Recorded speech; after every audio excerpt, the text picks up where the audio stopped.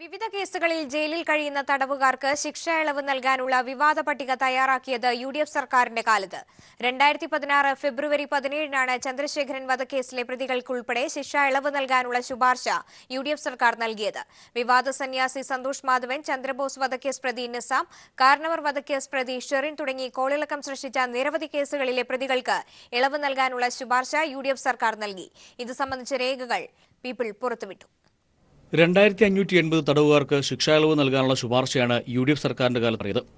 പ്രസ്തുത പട്ടികയിൽ ടി.പി. ചന്ദ്രശേഖരൻ വധക്കേസിലെ 11 പേരും ഉൾപ്പെട്ടിരുന്നു.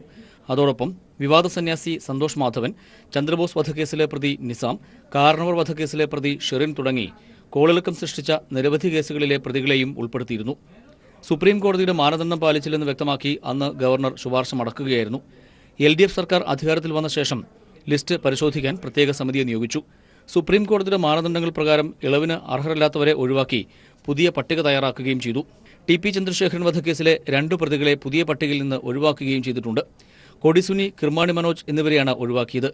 1860 പേരുടെ ലിസ്റ്റാണ് LDF സർക്കാർ തയ്യാറാക്കിയത്. ഈ ലിസ്റ്റിൽ അപാകതകൾ ഉണ്ടോ എന്ന് പരിശോധിക്കാൻ പ്രത്യേക സമിതിയെയും നിയോഗിച്ചിട്ടുണ്ട്. ഓരോ തടവുകാരന്റെയും കേസ് പ്രത്യേകമായി പരിശോധിച്ച ശേഷം മാത്രമേ തീരുമാനം കൈക്കൊള്ളുകയുള്ളൂ. News bureau, Thiruvananthapuram. Lakkidi law college വിദ്യാർത്ഥി ഷഹീർ ഷൌക്കത്ത് അലിയെ മർദ്ദിച്ച കേസിൽ നെഹ്റു ഗ്രൂപ്പ് മുൻ ചെയർമാൻ പി കൃഷ്ണദാസ് അടക്കം 5 പ്രതികൾക്ക് ഹൈക്കോടതി ജാമ്യം അനുവദിച്ചു. പ്രതികളുടെ അറസ്റ്റ് നിയമപരമല്ലെന്ന് കണ്ടെത്തിയ കോടതി കൃഷ്ണദാസ് ഉൾപ്പെടെയുള്ളവരെ ഉടൻ മോചിപ്പിക്കാനും ഉത്തരവിട്ടു. 1 ലക്ഷം രൂപ വീതം പ്രതികൾ കെട്ടിവെക്കണമെന്നും കോടതി നിർദ്ദേശിച്ചു. പ്രതികൾക്കെതിരെ കേസ് ഡയറിയിൽ മതിയായ തെളിവുകളില്ലെന്ന് കോടതി വിലയിരുത്തി. അറസ്റ്റ് നിയമപരമല്ലെന്ന് ചൂണ്ടിക്കാട്ടിയ കോടതി കൃഷ്ണദാസ് ഉൾപ്പെടെയുള്ള പ്രതികളെ ഉടൻ മോചിപ്പിക്കാൻ നിർദ്ദേശിച്ചു. പ്രതികൾക്കെതിരെ കേസ് ഡയറിയിൽ മതിയായ തെളിവുകളില്ലെന്ന് കോടതി നിരീക്ഷിച്ചു. കേസ് ഡയറിയും 4 സാക്ഷിമൊഴികളും പരിശോധിച്ചതിൽ നിന്നും പ്രതികൾക്കെതിരായ ആരോപണങ്ങൾ തെളിയിക്കാൻ പ്രോസിക്യൂഷന് കഴിഞ്ഞില്ലെന്ന് കോടതി പറഞ്ഞു. മാത്രവുമല്ല, പരാതിക്കാരന്റെ മൊഴികളിലെ വൈരുദ്ധ്യം അന്വേഷണ ഉദ്യോഗസ്ഥൻ പരിശോധിക്കണമായിരുന്നു. പ്രതികളെ ബോധപൂർവം കുടുക്കാൻ അന്വേഷണ ഉദ്യോഗസ്ഥൻ ശ്രമിച്ചു. സത്യസന്ധവും നീതിപൂർവവുമായി അന്വേഷണം നടത്തുന്നതിൽ അന്വേഷണ ഉദ്യോഗസ്ഥൻ വീഴ്ച വരുത്തി. അറസ്റ്റ് ചെയ്തതിനു ശേഷമാണ് ജാമ്യമില്ലാ വകുപ്പുകൾ ചുമത്തിയത്. അതുകൊണ്ട് തന്നെ അറസ്റ്റ് നിയമപരമല്ലെന്നും കോടതി വിലയിരുത്തി. ഇത്തരം ഉദ്യോഗസ്ഥർക്കെതിരെ ശക്തമായ നടപടി സ്വീകരിക്കണമെന്ന് നിർദ്ദേശിച്ച കോടതി പ്രതികളെ ഉടൻ മോചിപ്പിക്കാനും ഉത്തരവിട്ടു. PRO സഞ്ജിത് വിശ്വനാഥനും കോടതി മുൻകൂർ ജാമ്യം അനുവദിച്ചു. News bureau, Kochi. നെഹ്റു ഗ്രൂപ്പിന് കീഴിലെ ലക്കിടി ലോ കോളേജ് വിദ്യാർത്ഥി ഷഹീറിനെ മർദ്ദിച്ച കേസിൽ FIR തയ്യാറാക്കുന്നതിൽ വീഴ്ച വരുത്തിയ ASI ജ്ഞാനശേഖരനെ സസ്പെൻഡ് ചെയ്തു. വീഴ്ച സംബന്ധിച്ച തുടരന്വേഷണത്തിന് ചാലക്കുടി ഡിവൈഎസ്പിയെ ചുമതലപ്പെടുത്തി.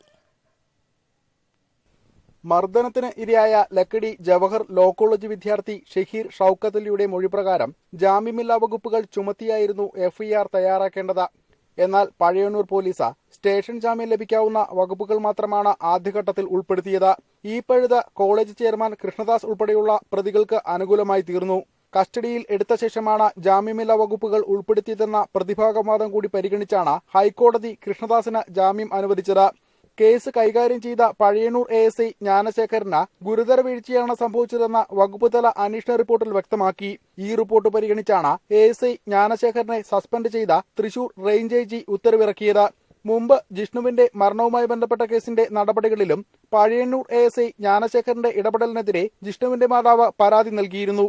ജിഷ്ണുവിന്റേതിന് സമാനമായ കേസ് അതേ പോലീസ് സ്റ്റേഷനിൽ എത്തിയപ്പോൾ പോലീസ് വേണ്ടത്ര ജാഗ്രത പുലർത്തിയില്ലെന്നും പ്രതിക്ക് രക്ഷപ്പെടാൻ വഴിയൊരുക്കിയുമെന്ന കാരണത്താലാണ് ഇയാൾക്കെതിരെ നടപടിയുണ്ടായത്. News bureau, Thrissur. മലപ്പുറത്തെ കോലീബി സഖ്യം NDA കേരള ഘടകത്തിൽ ഭിന്നത. തുഷാർ വെള്ളാപ്പള്ളിയും CK ജാനുവും പാർലമെന്റ് കൺവെൻഷനിൽ പങ്കെടുത്തില്ല. 12,000 പേർ പങ്കെടുക്കുമെന്ന് പ്രതീക്ഷിച്ച കൺവെൻഷനിൽ എത്തിയത് 1000-ലധികം പേർ മാത്രം. സംസ്ഥാന നേതാക്കളെ അണിനിരത്തി കൺവെൻഷൻ നടത്താനായിരുന്നു മലപ്പുറം പാർലമെന്റ് കമ്മിറ്റിയുടെ തീരുമാനം. ശക്തി പ്രകടനം എന്ന നിലയിൽ മലപ്പുറത്ത് 12,000 പ്രവർത്തകരെ കൺവെൻഷനിൽ പങ്കെടുപ്പിക്കാനും തീരുമാനിച്ചു. എന്നാൽ കോലീബി സഖ്യത്തിലെ അതൃപ്തി മൂലം കൺവെൻഷൻ വിജയം കണ്ടില്ല. NDA സംസ്ഥാന കൺവീനറും BDJS നേതാവുമായ തുഷാർ വെള്ളാപ്പള്ളി, JRS നേതാവ് CK ജാനു എന്നിവർ കൺവെൻഷനിൽ നിന്ന് വിട്ടുനിന്നു. വേദിയിൽ ഉണ്ടായിരുന്നിട്ടും BJP മുൻ സംസ്ഥാന അധ്യക്ഷന്മാരും മറ്റു ഭാരവാഹികളും സംസാരിച്ചില്ല. BJP ദേശീയ സെക്രട്ടറി H രാജ ഉദ്ഘാടനം ചെയ്ത കൺവെൻഷനിൽ സംസ്ഥാന പ്രസിഡന്റ് കുമ്മനം രാജശേഖരനും O രാജഗോപാലും മാത്രമാണ് പ്രസംഗിച്ചത്. ഘടകകക്ഷികളുമായി ആലോചിക്കാതെ മലപ്പുറത്ത് BJP സ്ഥാനാർത്ഥിയെ തീരുമാനിച്ചതിലും ഘടകകക്ഷികൾക്ക് അതൃപ്തിയുണ്ട്. ശക്തനായ സ്ഥാനാർത്ഥിയെ നിർത്തണമെന്നായിരുന്നു BJP പ്രാദേശിക ഘടകത്തിനെന്ന പോലെ NDA ഘടകകക്ഷികളുടെയും നിലപാട്. എന്നാൽ കുഞ്ഞാലിക്കുട്ടിക്കെതിരെ ശക്തനായ സ്ഥാനാർത്ഥി നിർത്താൻ കുമ്മനവും കൂട്ടരും തയ്യാറായില്ല. വിലപേശൽ ശക്തമാക്കുക എന്ന തന്ത്രത്തിന്റെ കൂടി ഭാഗമായാണ് തുഷാറിന്റെ വിട്ടുനിൽക്കലെന്നും അഭിപ്രായമുണ്ട്. BDJSന് കേന്ദ്ര BJP നേതൃത്വം വാഗ്ദാനം ചെയ്ത ബോർഡ് കോർപ്പറേഷൻ ചെയർമാൻ സ്ഥാനങ്ങൾ ഇതുവരെ ലഭിച്ചിട്ടില്ല. മലപ്പുറം തെരഞ്ഞെടുപ്പിന് മുമ്പ് ഇത് വാങ്ങിയെടുക്കുക എന്ന തന്ത്രമാണ് BDJS പയറ്റുന്നത്. AK Latheesh, Malappuram. Babri Masjid തകർത്തതിൽ BJP നേതാക്കൾക്കെതിരായ ഗൂഢാലോചന കുറ്റം ഒഴിവാക്കിയതിനെതിരെയുള്ള ഹർജി പരിഗണിക്കുന്നത് സുപ്രീംകോടതി 2 ആഴ്ചത്തേക്ക് മാറ്റി. കേസിൽ ഇരുവിഭാഗങ്ങളുടെയും വിശദീകരണം എഴുതി നൽകാൻ ആവശ്യപ്പെട്ടാണ് ഏപ്രിൽ 6ലേക്ക് കേസ് മാറ്റിയത്. മുതിർന്ന BJP നേതാക്കളായ LK അദ്വാനി, മുരളി മനോഹർ ജോഷി, ഉമാഭാരതി എന്നിവർക്കെതിരെയുള്ള ഗൂഢാലോചന കുറ്റം അലഹബാദ് ഹൈക്കോടതി ഒഴിവാക്കിയിരുന്നു. ഇതിനെതിരെ CBIയും ഹാജി മെഹബൂബും നൽകിയ ഹർജിയാണ് കോടതിക്ക് മുന്നിലുള്ളത്. കണ്ണൂർ കരുണ മെഡിക്കൽ കോളേജുകളിൽ സീറ്റുകൾ റദ്ദാക്കിയ ഉത്തരവിൽ മാറ്റമില്ലെന്ന് സുപ്രീംകോടതി. എല്ലാ വശങ്ങളും പരിശോധിച്ചതിന് ശേഷമാണ് തീരുമാനമെടുത്തതെന്ന് കോടതി വ്യക്തമാക്കി. കണ്ണൂർ മെഡിക്കൽ കോളേജ് മാനേജ്മെന്റ് നൽകിയ പുനഃപരിശോധനാ ഹർജിയിലാണ് കോടതി നിലപാട് അറിയിച്ചത്. കണ്ണൂർ മെഡിക്കൽ കോളേജിലെ 150 സീറ്റുകളും കരുണയിലെ 30 സീറ്റുകളും റദ്ദാക്കിയ ഹൈക്കോടതി ഉത്തരവാണ് കഴിഞ്ഞ ദിവസം സുപ്രീംകോടതി ശരിവച്ചത്. തമിഴ്നാട്ടിൽ നിയമസഭാ ഉപതെരഞ്ഞെടുപ്പിൽ പനീർശെൽവത്തിന്റെ പാർട്ടിക്ക് ഇലക്ട്രിക് പോസ്റ്റും ശശികലയുടെ പാർട്ടിക്ക് ഓട്ടോറിക്ഷയുമാണ് ചിഹ്നമായി അനുവദിച്ചത്. യഥാർത്ഥ AIDMK എന്ന് അവകാശപ്പെട്ട് ഇരുപക്ഷവും രംഗത്ത് വന്നതിനെ തുടർന്ന് പാർട്ടി ചിഹ്നമായ 2 മരവിപ്പിച്ച തെരഞ്ഞെടുപ്പ് കമ്മീഷൻ ഓൾ ഇന്ത്യ അണ്ണാ DMK എന്ന പേര് ഇരുപക്ഷവും ഉപയോഗിക്കാൻ പാടില്ല എന്നും നിർദ്ദേശിച്ചിരുന്നു.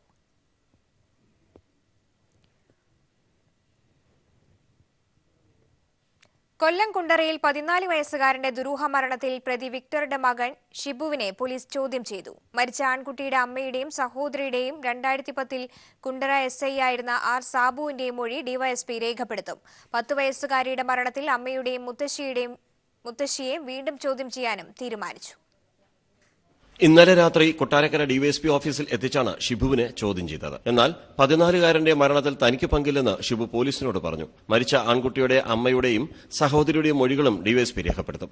വിക്ടറും മകനും ചേർന്ന് മകനെ കൊന്ന് കെട്ടിത്തൂക്കി എന്നായിരുന്നു മാതാവിന്റെ ആരോപണം. 2010-ൽ നടന്ന കേസിന്റെ അന്വേഷണ റിപ്പോർട്ടിൽ മരിച്ച കുട്ടിയുടെ ആന്തരിക അവയവ പരിശോധനാ റിപ്പോർട്ട് അന്വേഷണ റിപ്പോർട്ടിനോടൊപ്പം ഇല്ല. ആന്തരിക അവയവങ്ങളുടെ പരിശോധന നടത്തിയിട്ടുണ്ട് എന്നറിയാൻ കുണ്ടറ SI ആയിരുന്ന സാബുവിന്റെയും മൊഴി രേഖപ്പെടുത്തും. അന്വേഷണ റിപ്പോർട്ടിനൊപ്പമുള്ള പോസ്റ്റ്മോർട്ടം റിപ്പോർട്ട് അന്വേഷണ സംഘം പരിശോധിച്ചു.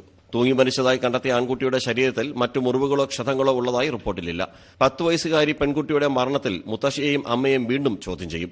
കസ്റ്റഡിയിലുണ്ടായിരുന്നപ്പോൾ പറഞ്ഞതിനേക്കാൾ കൂടുതൽ കാര്യങ്ങൾ ഇവർക്ക് അറിയാമോ, കുറ്റകൃത്യങ്ങൾ മറച്ചുവെക്കാൻ ഇവർ ശ്രമിച്ചോ എന്ന കാര്യങ്ങൾ അറിയാനാണ് ചോദ്യം ചെയ്യൽ. ഇരുവരെയും പ്രതി ചേർക്കണോ എന്ന കാര്യവും അന്വേഷണ സംഘം പരിശോധിക്കും. ന്യൂസ് ബ്യൂറോ, കൊല്ലം. പുനലൂരിൽ ആത്മഹത്യ ചെയ്ത 13-കാരൻ പ്രകൃതിവിരുദ്ധ ലൈംഗിക പീഡനത്തിന് ഇരയായെന്ന് പോസ്റ്റ്മോർട്ടം റിപ്പോർട്ട്. കഴിഞ്ഞ 18-നാണ് വിദ്യാർത്ഥി ആത്മഹത്യ ചെയ്ത നിലയിൽ കണ്ടെത്തിയത്. പോലീസ് അന്വേഷണം ആരംഭിച്ചു.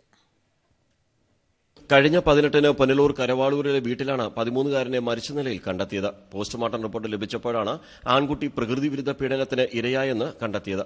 പോക്സോ നിയമപ്രകാരം കേസ് രജിസ്റ്റർ ചെയ്ത് അന്വേഷണം ആരംഭിച്ചു.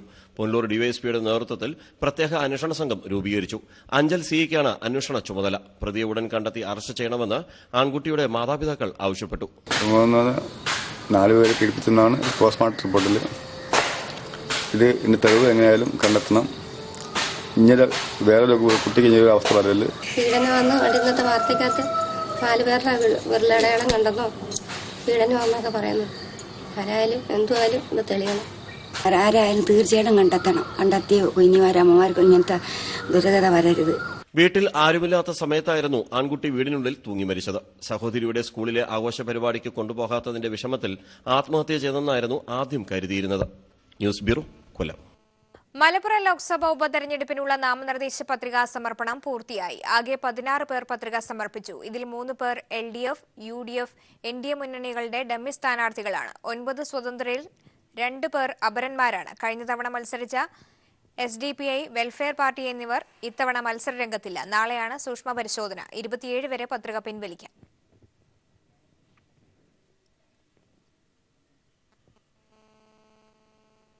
മലപ്പുറം ഉപതെരഞ്ഞെടുപ്പിനുള്ള മുന്നണികളുടെ പ്രവർത്തനം ഊർജിതമായി. LDF നിയമസഭാ മണ്ഡലം കൺവെൻഷനുകൾ ഇന്ന് ആരംഭിച്ചു. UDF കൺവെൻഷനുകൾ ഇന്ന് പൂർത്തിയാക്കി. സ്ഥാനാർത്ഥികളുടെ പര്യടനം ശനി, ഞായർ ദിവസങ്ങളിലാണ് തുടങ്ങുക. പാർലമെന്റ് മണ്ഡലം കൺവെൻഷന് ശേഷം മുന്നണികൾ താഴെത്തട്ടിൽ പ്രവർത്തനം സജീവമാക്കുന്നതിന്റെ തിരക്കിലാണ്. LDFന്റെ പെരിന്തൽമണ്ണ, മങ്കട, കൊണ്ടോട്ടി നിയമസഭാ മണ്ഡലം കൺവെൻഷനുകൾ ഇന്ന് നടക്കും. മന്ത്രിമാരടക്കമുള്ള നേതാക്കൾ വൈകിട്ട് ചെയ്യുന്ന കൺവെൻഷനെത്തുമെന്ന് election committee convener EN Mohandas പറഞ്ഞു. സംസ്ഥാന മന്ത്രിമാരുൾപ്പെടെയുള്ള നേതാക്കൾ ഈ കൺവെൻഷനുകളിൽ പങ്കെടുക്കുന്നുണ്ട്. തുടർന്ന് 25-ാം തീയതിയോടുകൂടി സ്ഥാനാർത്ഥിയുടെ പ്രചരണ പര്യടനം ആരംഭിക്കുകയാണ്. പെരിന്തൽമണ്ണ മണ്ഡലത്തിൽ നിന്നാണ് 25-ാം തീയതി സ്ഥാനാർത്ഥി പ്രചരണം നടത്തുന്നത്. ഇന്ന് നടക്കുന്ന പെരിന്തൽമണ്ണ, മഞ്ചേരി, വള്ളിക്കുന്ന് നിയമസഭാ മണ്ഡലം കൺവെൻഷനോടെ UDF കൺവെൻഷനുകൾ പൂർത്തിയാവും. കേന്ദ്ര സംസ്ഥാന സർക്കാരുകൾക്കെതിരെ ശക്തമായ പ്രചാരണം നടത്താനാണ് UDFന്റെ തീരുമാനം. ഞങ്ങൾ പറയുന്നത് ഈ ഗവൺമെൻറ് വിലയിരുത്തലായിരിക്കും. നരേന്ദ്രമോദി ഗവൺമെൻറ് ദുശ്ചര്യകളെപ്പറ്റി ജനങ്ങളെ ബോധ്യപ്പെടുത്തുന്ന, ജനങ്ങൾ തീർക്കുന്ന ഒരു വിധിയെഴുത്തതിൻ്റെ കൂടെ ഉണ്ടാവും. ഞങ്ങൾ 2 ലക്ഷത്തിന് മേലെ നിൽക്കുന്നത് അത് ആ രീതിയിൽ തന്നെ റിസൾട്ട് ഉണ്ടാകും എന്ന് ഞങ്ങൾക്ക് പൂർണ്ണമായ വിശ്വാസമാണ്. NDA അസംബ്ലി മണ്ഡലം കൺവെൻഷനുകൾ വെള്ളിയാഴ്ച ആരംഭിക്കും. സ്ഥാനാർത്ഥികളുടെ മണ്ഡല പര്യടനത്തോടെ മലപ്പുറത്ത് തെരഞ്ഞെടുപ്പോളമാവും. മുന്നണികളുടെ കേന്ദ്ര സംസ്ഥാന നേതാക്കളും വരും ദിവസങ്ങളിൽ പ്രചാരണത്തിനായി മലപ്പുറത്തെത്തും. ക്യാമറാമാൻ മഹേഷ് പാലക്കാടിനൊപ്പം മലപ്പുറത്തു നിന്നും AK ലതീഷ്. ഡോക്ടർ ഫിലിപ്പോസ് മാർ ക്രിസോസ്റ്റം അഭിവന്ദ്യ വലിയ മെത്രാപ്പൊലീത്തയുടെ 100ാം ജന്മദിനത്തോടനുബന്ധിച്ച് കൈരളി ടിവിയും പത്തനംതിട്ട നഗരസഭയും കാഴ്ചയും ചേർന്ന് ജനകീയ സാംസ്കാരിക സമ്മേളനവും ആഘോഷ പരിപാടികളും മെഗാ ഷോയും സംഘടിപ്പിക്കുന്നു. മാർച്ച് 25-ാം തീയതി ശനിയാഴ്ച വൈകിട്ട് 5:30 പത്തനംതിട്ട മുനിസിപ്പൽ സ്റ്റേഡിയത്തിൽ വെച്ച് നടത്തുന്ന പരിപാടിയിൽ മന്ത്രിമാർ, ചലച്ചിത്ര സീരിയൽ രംഗത്തെ മുൻനിര താരങ്ങൾ, ഗായകർ, മറ്റ് കലാകാരന്മാർ എന്നിവർ പങ്കെടുക്കുമെന്ന് ഭാരവാഹികൾ വാർത്താസമ്മേളനത്തിൽ അറിയിച്ചു. സ്വാഗത സംഘം ചെയർമാൻ അഡ്വക്കേറ്റ് അനന്തഗോപൻ, രക്ഷാധികാരി Raju Ibrahim MLA, municipal chairperson Rajani Pradeep, Kairali TV marketing വിഭാഗം senior AGM B Sunil, Roshan Roy Mathew എന്നിവർ പങ്കെടുത്തു.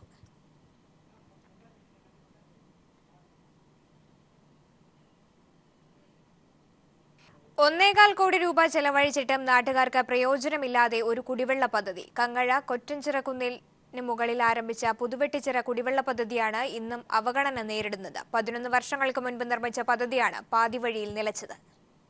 കങ്ങഴ ഗ്രാമപഞ്ചായത്തിലെ 8 വാർഡുകളിൽ കുടിവെള്ളം വിതരണം ചെയ്യുന്നതിന് 2004 തുടങ്ങിയ പദ്ധതിയുടെ 2.5 ലക്ഷം ലിറ്റർ ശേഷിയുള്ള വാട്ടർ ടാങ്കാണിത്.